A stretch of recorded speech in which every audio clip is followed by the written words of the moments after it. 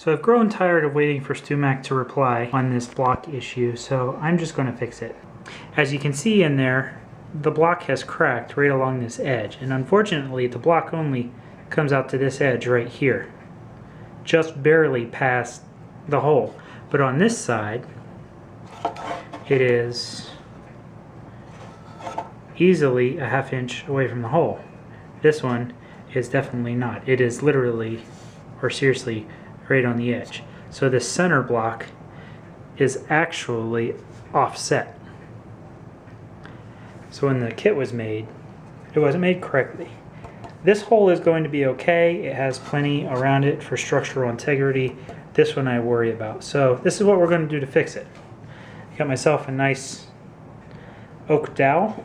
Oak being a pretty heavy wood, should be fine. I am going to cut this, and actually have a more precise way to do it, but I'm just showing you one-handed. I'm going to cut this just shy of that length there. I'm going to make it about an 1/8 inch shorter. That way I don't have to worry about this veneer at all. Then I'm going to use just standard tight bond and lightly coat the inside there with glue. And then I am going to press in, and this is going to require some manual holding my hand there for a while. I'm going to press in on this chip that's on the side, see if I can get some glue on my fingers and get in there as well. Because the chip is right along in there. If I can pull these out together, I can't because my finger gets stuck. I'm going to show you. I have other measurements that show that this is right in there, but I did that off camera. Anyway, so I'm going to glue this. I'm going to let it set for 2 days. I'm not going to work on it again until Saturday. Then what I'm going to do, once it has set, it's got this nice new Forstner bit. I'm going to very carefully align this and drill it straight down to the depth that it's currently at. I have to take some measurements and get it ready for the new pin. In a previous video, I talked about a little cheap caliber here from Harbor Freight. It does have a wonderful feature, and it's that this wire comes out of the back of it whenever it opens up. Trying to do this one-handed. The great thing about that is it works perfectly as a depth gauge. So from the center of my hole, I can flush it up with the body, and now I know how deep my hole is, and I can translate that directly to my piece of wood, take about an 1/8 inch off to account for the veneer that I don't want to touch, and we'll be good to go. As we can see here, I've made my plug, on focus, just a little bit shallower than the veneer top of the body. I don't want to have to mess with this top at all. I'm hoping that with a little bit of sawdust here from building this dowel, or from cutting this dowel, I'll be able to fill in around that just enough to give it some more to hold on to, and this Forstner bit will fit perfectly in that hole whenever I'm ready to re-drill.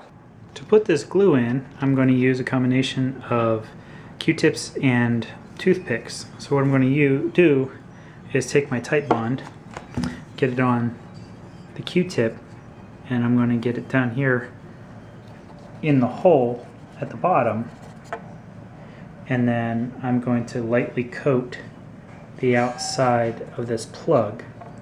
A lot of people would be tempted to just fill the hole with glue and press the plug down in, and that would not be the way to do it. You don't want to do it that way because that's going to put too much glue in there, and then the glue is going to squirt out around the edges. Oop, wrong hole. The glue is going to squirt around the edges and get all over the veneer. We don't want to do that. We just want to put enough glue in so it's fully surrounded and it has a good surface to grip onto. And what I'm going to do is I'm actually going to mix the glue in here, because there is a little bit of sawdust, and that's going to create just a little bit more strength. Now unfortunately I do need both hands for this, and I have no way to hold this camera, so I'm going to have to do this off camera. Now it's filled. I added a little bit around here to seal that up, and I had to go in through the F hole. You can't get a picture of that. Oh, maybe I can. You can see a little bit of glue there, where I glued the side pieces and pressed it in the best I could. A few days later. So I have plugged and re-drilled this tailpiece hole with a piece of oak, and you can still see here a hole that goes through the sidewall. So here's where I just need to stop for a second and admit that I made a mistake here.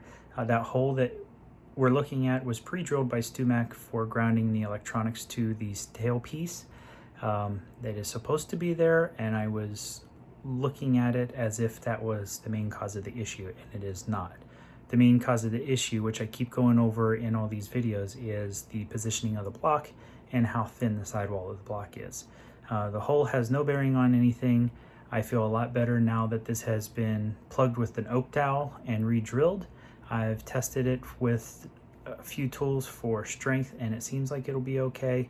I'm going to put it together and hope for the best, and if it doesn't work out, then I'll remove the bridge.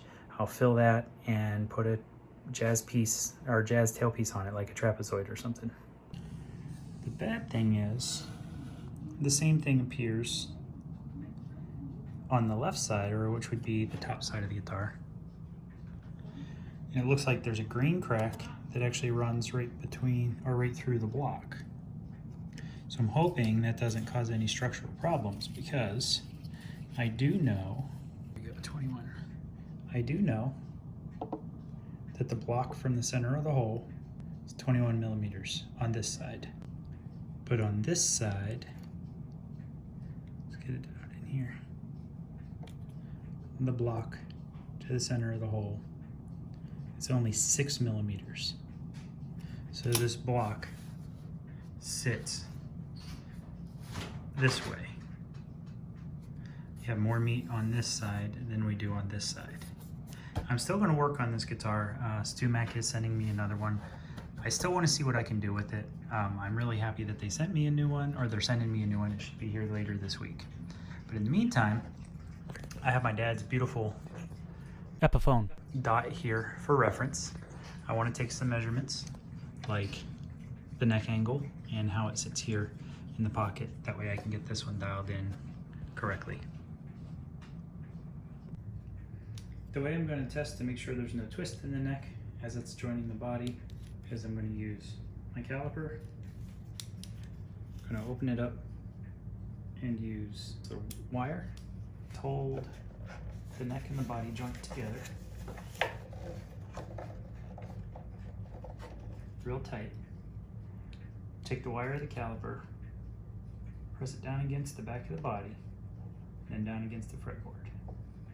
I'm going to check the measurement, which is 48 millimeters on the left side. I'm going to do the same thing on the right side. Should have the exact same measurement, 48 millimeter. So I know that there's no twist in the fretboard one way or the other. I've also already measured my distance from where the body joins the neck to the bottom of the fretboard. I don't remember what it was at the time. Also 48 millimeter on both sides. So I know that there's no pitching of the neck up or down in this direction. The only thing I have to make sure of is that the angle of the neck is set right, and it would be good for glue. One of the cleanup items that I just noticed that I want to take care of is the binding here is overhanging, and this is off just a little bit. So I'm going to take my block of wood here, wrap some sandpaper around it, and just lightly smooth this out.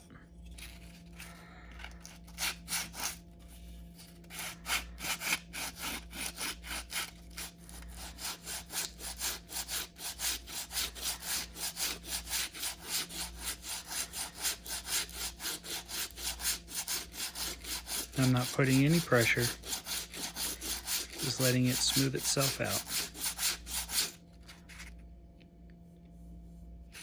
It's feeling a lot better already. And I'm being careful not to sand down into this part. I'm only sanding. Turn this around. only sanding right along here.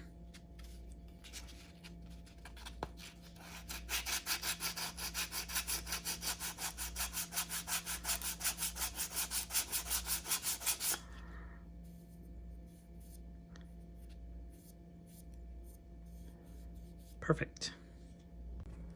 What led me to find that was I was just double checking all measurements, and I grabbed my calipers here and I checked this and I came up with 13 millimeter.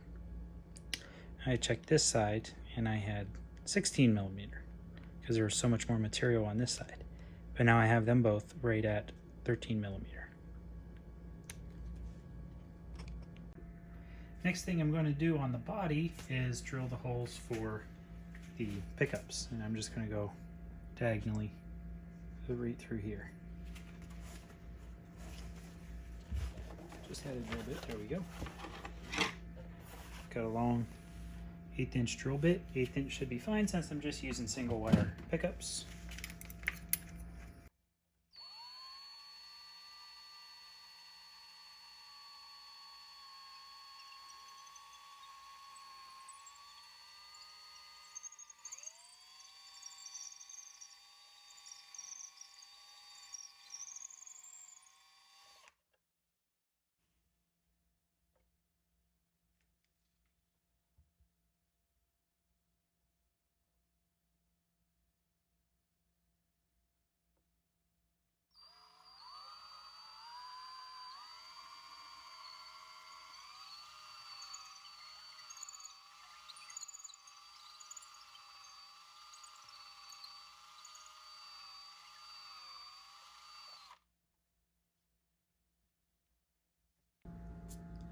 That's going to be it for today's video.